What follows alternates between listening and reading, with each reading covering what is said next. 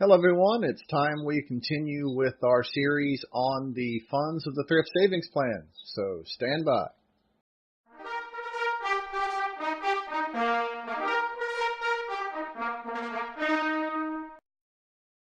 Hello everyone, this week we are going to continue where we left off in our talk about the funds of the Thrift Savings Plan.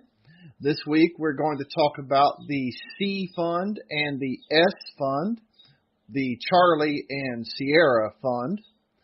As I did last week, I will be quoting heavily from the fact sheets about those funds found on TSP.gov. I will also include links to those fact sheets in the show notes for this episode. So, first of all, let's just roll right into it. Let's talk about the C Fund, the Charlie Fund.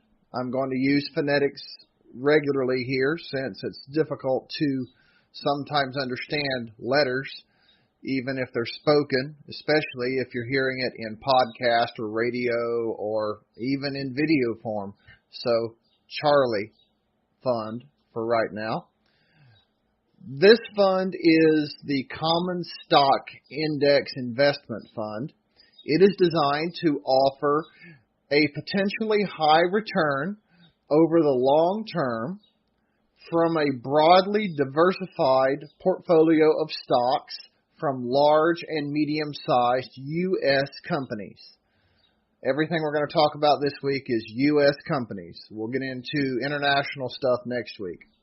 Now, I'm sure many of you have heard of the Standard & Poor's 500 Stock Index, which is a broad market term, or rather a broad market of stocks from over 500 large and medium-sized U.S. companies. This is considered a big company index. Use air quotes when you hear that, big company index. Some of the companies in the Standard & Poor's index are Apple, Microsoft Corporation, Amazon.com, Facebook, ExxonMobil Corporation, things of that nature. So very large companies with which you are already familiar. The C Fund's objective is to match the performance, or at least imitate it as closely as possible, the performance of the Standard & Poor's index, so as much as they can. I won't go into the technical details of how the fund is managed because unless you are a financial expert, it would sound like another language if I were to do so. I did read through how the fund is managed, and if you read it very carefully and several times, it does make sense, but if you're trying to explain it in just a few minutes, like I said, it sounds like another language. So for the purpose of this short summary, I'm just going to skip it. Let's just say the fund's objective is to match as closely as possible the Standard & Poor's 500 index and leave it at that. Now, of course, there is a risk of loss of investment, by putting your money in the C Fund, just like there is with just about any investment. Just about anything in the Thrift Savings Plan or just about any investment at all, there is a potential for loss. The possibility of returns over time, however, are much higher than, for example, the G and F funds, which I covered last week. Let's look at the returns on this fund since its inception and for the last 10 years. So since the fund began on 29 January 1988, it has averaged a return on investment after expenses of 10.53%. Pretty good. As I said last week, looking at lifetime returns can be a bit deceiving, so it's better to look at a shorter term, like 10 years. The 10-year average return on the C Fund as of 31 December 2017 is 8.55%. Now let's compare that to the G Fund and the F Fund from last week. So last week I said the 10-year return on the G fund was 2.38%, and the 10-year return on the F fund was 4.27%. So we've got almost a 4 times return over the G fund and almost a 2 times return over the F fund here. And last week I actually said 4.01% return on the F fund, but I actually read the wrong number to you. The 4.01 was the return on the actual bond index the F fund was imitating, not the F fund itself. So the F fund actually performed a little better than the fund it was trying to copy. Now let's move on to the S fund, Sierra fund. The S fund is the small capitalization stock index investment fund.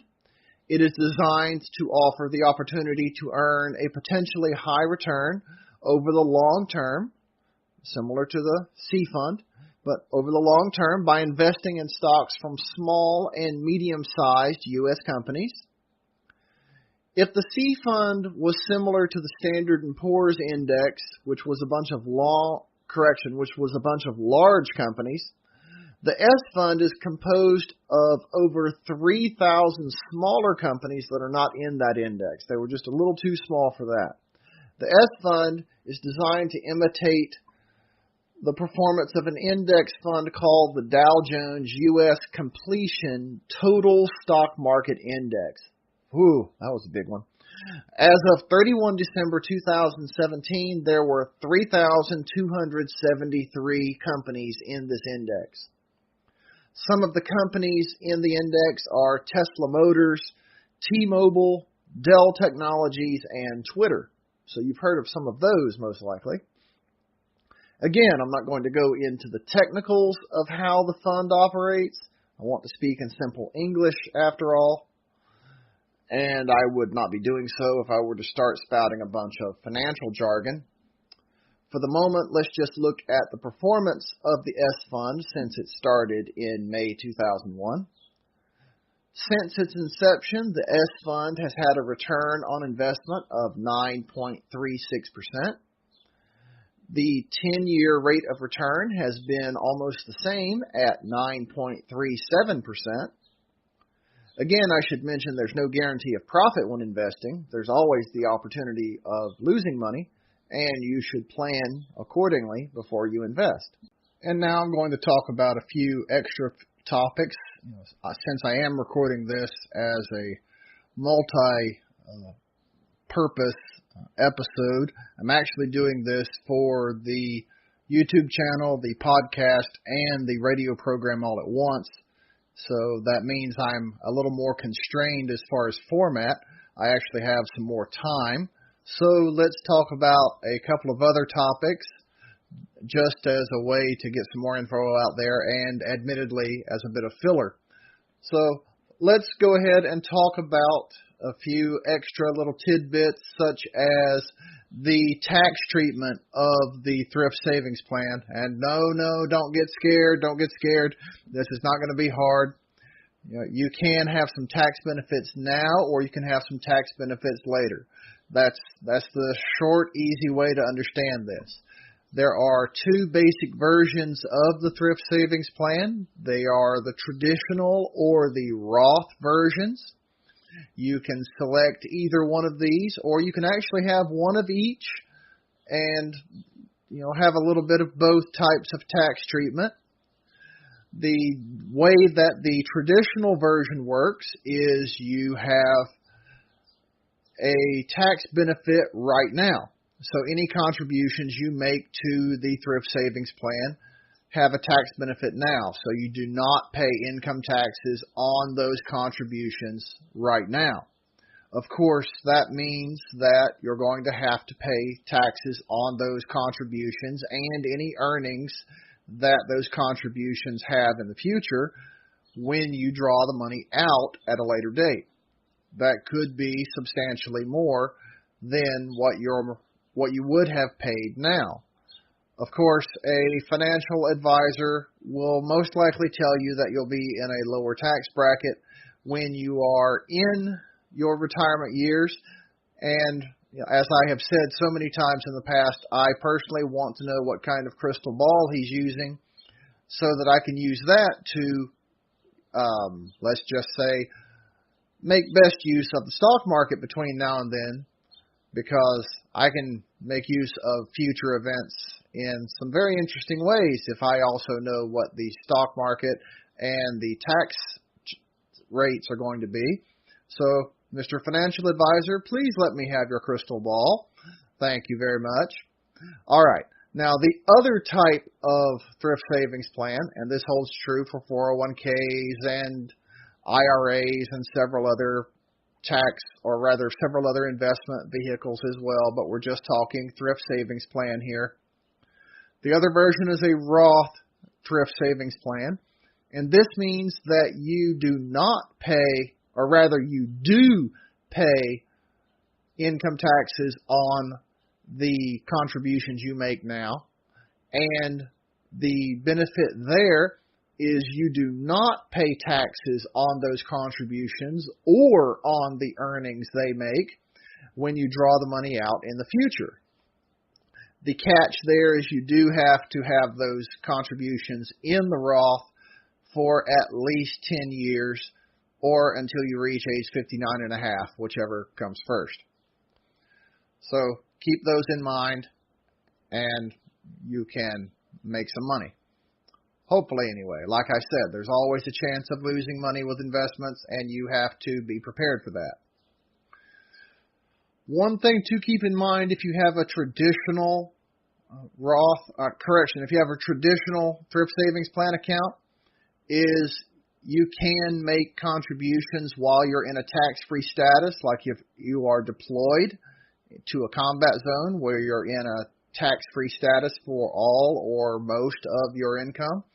For example, when I was deployed, I was contributing heavily into my thrift savings plan accounts, and that happened to also be a time when the markets were doing pretty well, so I was making some pretty good money at the time.